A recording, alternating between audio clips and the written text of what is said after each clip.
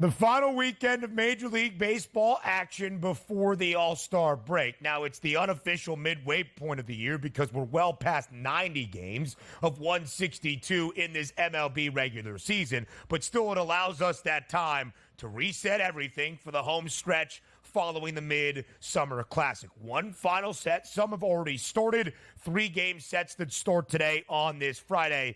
And DRS, potentially none bigger than the one we are going to see in Baltimore between the two top teams in the American League East, the Orioles and the Yankees. If you would have told us the Yankees dropped 2 of 3 games against the Rays, that the Pinstripes have lost 17 of their last 23, in Baltimore right before this set had won 8 of their last 13, hosting the Chicago Cubs for a 3-game set inside Camden Yards, we would have said, man, Baltimore's probably up by 5.5, 6 games in the American League East before the All-Star break.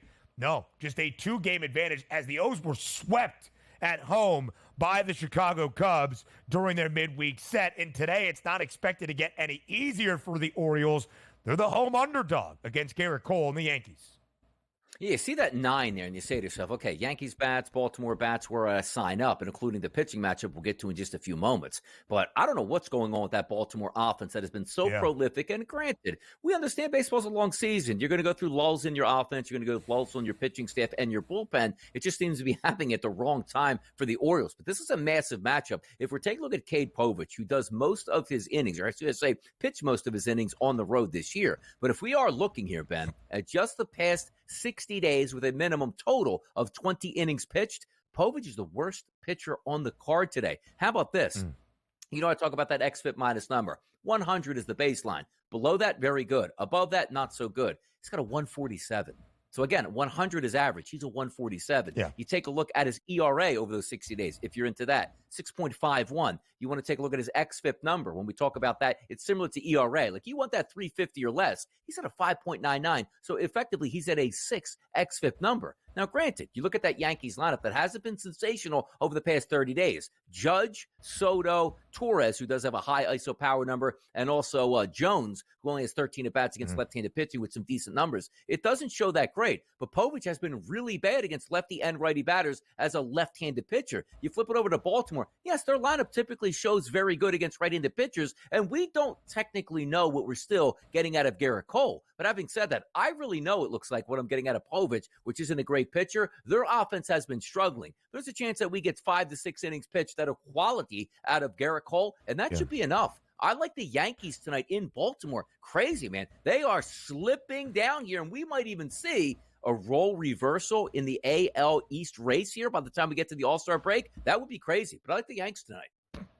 Put a pin in it right now. Before this final weekend set of the first half, before the All-Star break begins, Baltimore has a 2-game advantage over New York. The O's minus 130 to win the division. The Pinstripes even money plus 100. These two clubs, of course, divisional rivals, have already met 7 times this year. And Baltimore has had New York's number. They've won 5 of 7. A 4-game set in May inside Camden. The O's won 3 of 4 just about 3 weeks ago up in the Bronx at Yankee Stadium. Baltimore won the final 2 games of that 3-game series to win the set.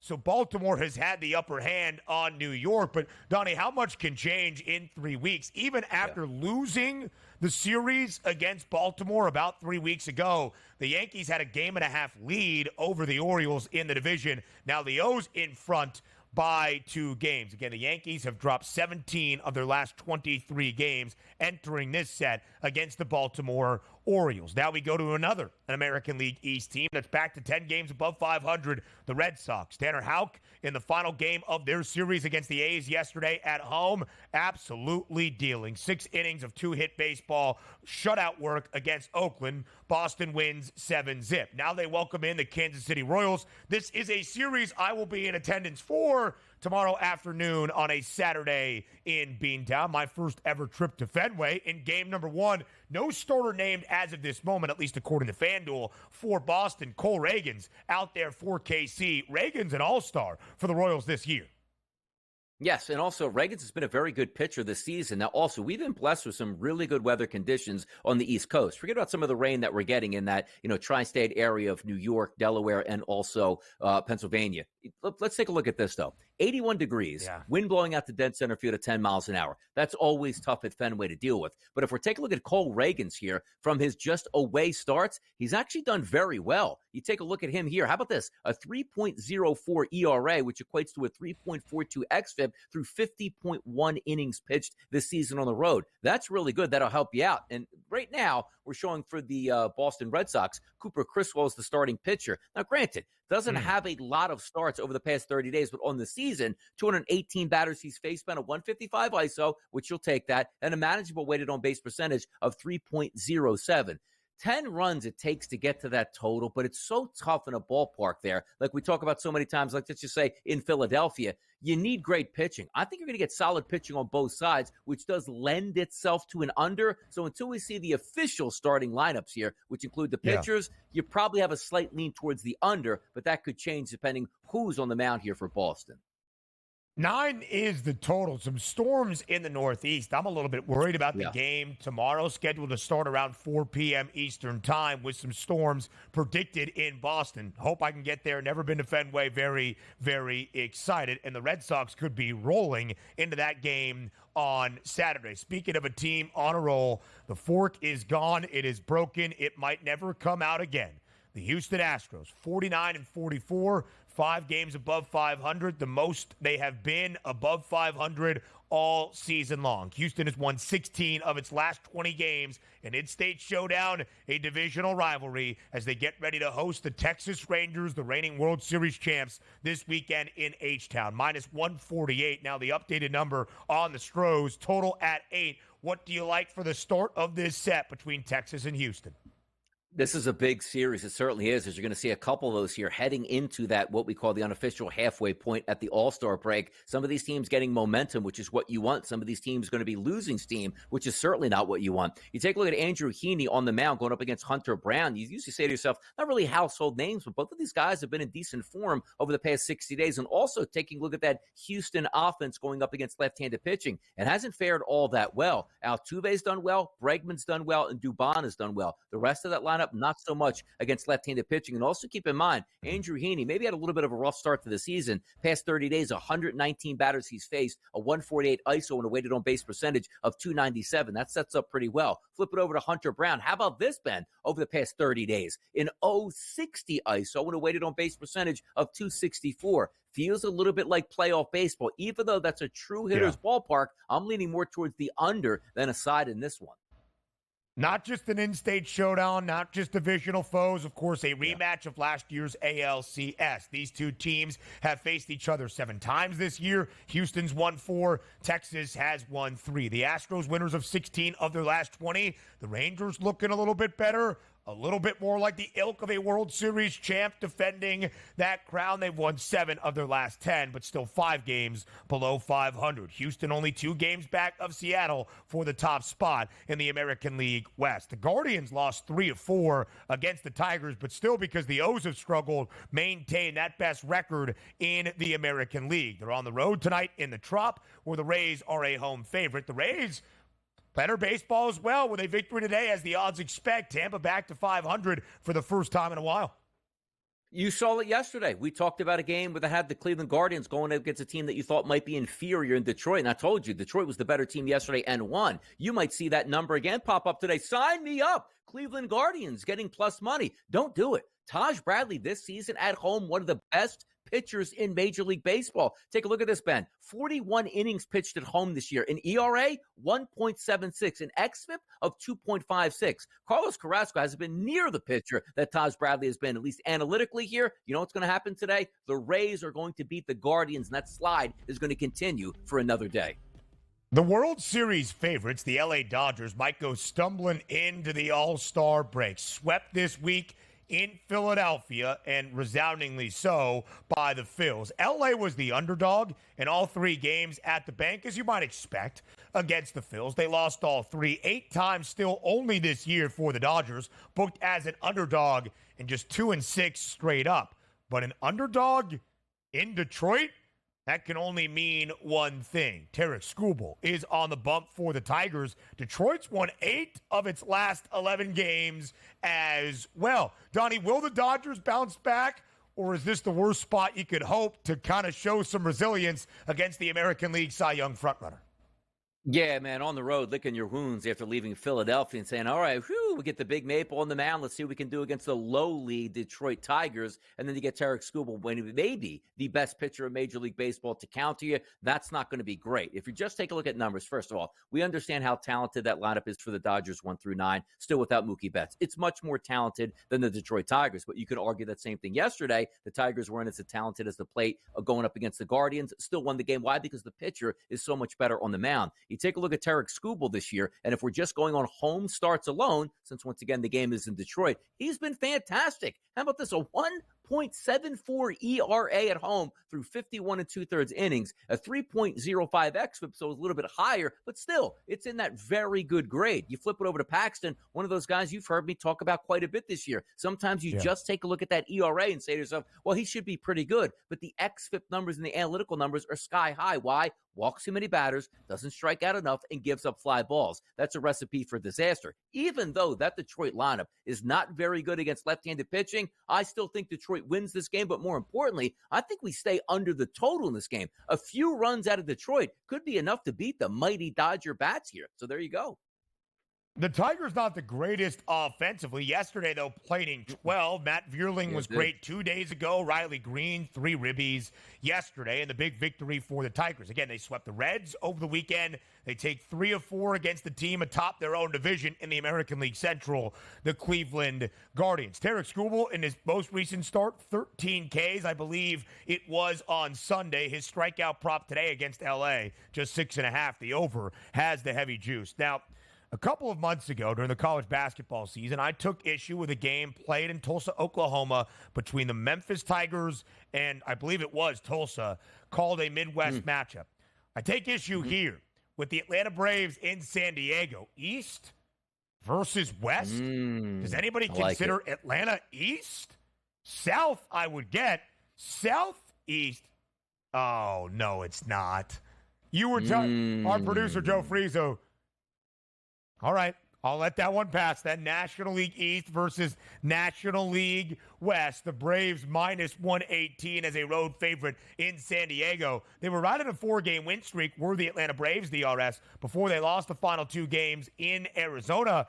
The Padres, they were looking pretty good before meeting the D-backs over the weekend. Now a home underdog against Atlanta. By the way, I do believe back in the day, the Atlanta Braves were in the NL West, and in the NFL, the Atlanta Falcons were also in the Western Conference or the Western Division, which is kind of crazy that you think about it here. And why the Dallas Cowboys are in the NFC East, don't get me started on that at all. We have plenty of time next week to argue the merits of that. But if we take a look at this game, exactly. We're loading up next week with topics that we don't want to spoil this week. Spencer Schwellenbach on the mound. Last time we saw him, Ben, very good outing against the Philadelphia Phillies. We'll see if that continues today. But the question is going to be Randy Vasquez, the pitcher on the mound for the San Diego Padres. Can he hold up against the Atlanta Braves? Now, when we say hold up, what does that mean? 2-3 runs that the Braves typically have going up against that roster. I do think they're in a decent bounce back spot because Vasquez at home this year, 31 and 2/3 innings pitched, a 3.41 ERA, which isn't bad. But you take a look at that xFIP number at home, it balloons up to close to 5, which once again means too many walks, not enough strikeouts, too many fly balls here. If we're lining this up, and maybe Schwellenbach just needed a couple starts to calm down, he should be going up against a lineup that is really talented from San Diego. Keep in mind also, some of the reports coming out today that we are expected to get back Xander Bogaerts into the lineup. That could be a boost for that. We'll see if that comes up, but I'm going to trust the Atlanta Braves. Bounce back spot here, low scoring game. Those are the games where you trust the Braves. The Braves did not score a single run yesterday, shut down by Brandon Pfaadt. Again, Eugenio Suarez, the only run yesterday in Arizona. The Diamondbacks will play host to the Toronto Blue Jays. We'll talk about that game in just a moment. Let's go to the northern part of California. That's the San Francisco Giants taking on the Minnesota Twins. The Twins, a minus 142 favorite, total at 7.5 that barely creeped over yesterday. Now, the Guardians still have a 4.5 game lead in the American League Central, but the Twins only 4.5 games back. Could be a big weekend for the Twins. The Guardians, a road underdog to start their weekend set today in the Trop. The Twins, a road favorite by the Bay against the Giants. Yeah, Twins, by the way, road starts here for Joe Ryan this year. 55 innings pitched. So you got a pretty good, nice backs-tested number, a 2.78 ERA and an xFIP of 3.38. And also, you're not going on the road here and saying like, oh, I don't know how it's going to hold up in Colorado or Philadelphia. You're pitching in one of the best pitchers' ballparks in Major League Baseball. That's going to help. And what do we love about the Minnesota batters here going up against lefties? Typical lineups will struggle. That is not the case here for the Minnesota Twins. How about if I told you 8 of the 9 projected batters, all 325 or higher weighted on base percentages? The only one that's below is Jose Miranda. Everybody else, listen to this: 650, 689, 460, 478, 618, 329, 482, and 366. Minnesota today, the better pitcher on the mound and the better lineup. That should equate to a victory out in San Francisco. Keep an eye on the rook for Minnesota, Brooks Lee. 2 home runs already in his 9 Major League Baseball career games, plus 170 to record a ribby tonight. I mentioned this game, the Arizona Diamondbacks, home favorite against the Toronto Blue Jays. The Jays taking the final 2 games of a set in San Francisco. What do you like in Phoenix? Yeah, in Phoenix, we should get some runs here, particularly from the Toronto Blue Jays. Ryan Nelson, one of the pitchers that I do love to fade at home, 35 innings pitched, Ben. How about an ERA of 6.69 and an xFIP number of 4.83? On your roster tonight, Springer, Horowitz, and Guerrero should be there for some RBI opportunities for those Toronto Blue Jays. I can't wait to see what the Blue Jays do in the next few weeks. Again, they're at the basement of the American League East. 7 games below 500, 43-50 with an incredibly talented roster. Might they look to sell at the deadline? We shall see.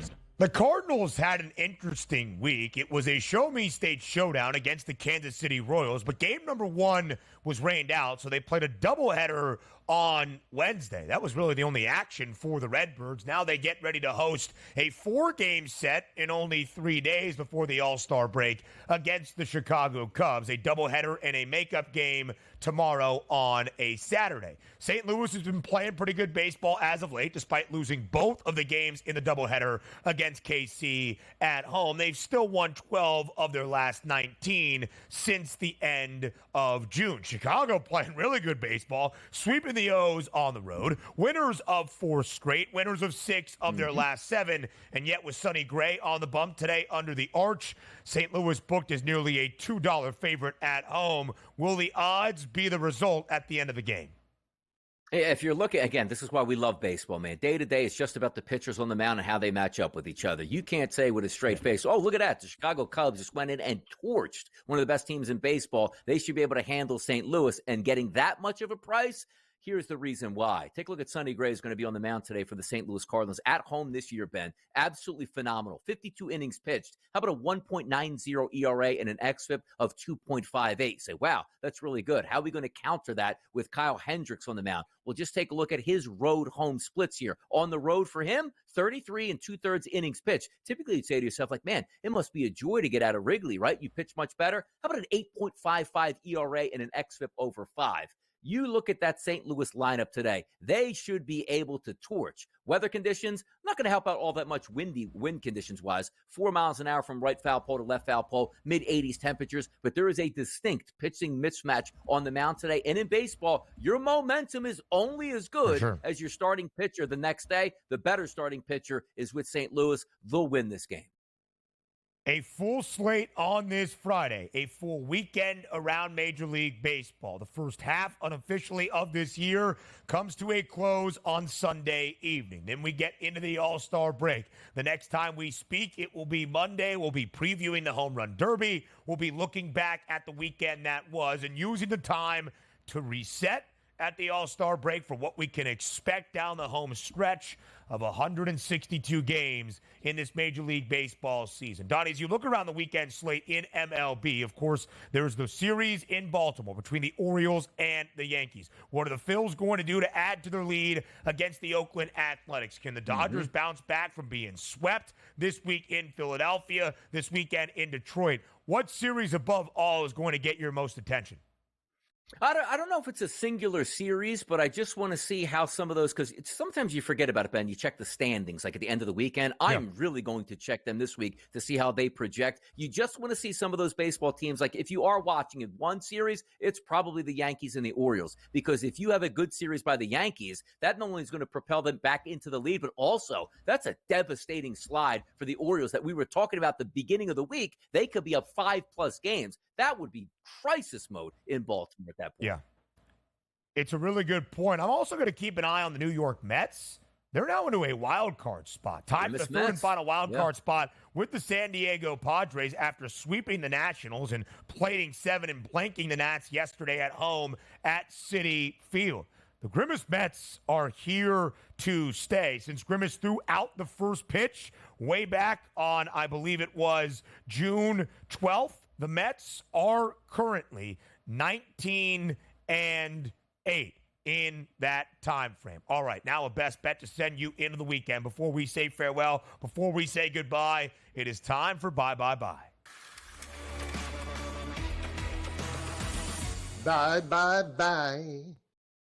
Joe Lisi makes another impact here on the show. Donnie, I know you got a baseball best bet to set the stage for this weekend. What is it and why? I was going to go to Philadelphia with our guy, Hogan Harris, brother, but he's going to get chopped up there pretty easily. But we are actually going to go with Aaron Judge to get an RBI at a -110 price. The worst pitcher on the card today, I told you, is Cade Povich at a 147 xFIP minus. Aaron Judge hammers left-handed pitching. He'll get that RBI. So, brothers, in arms, these Pythons are going to lead us to victory.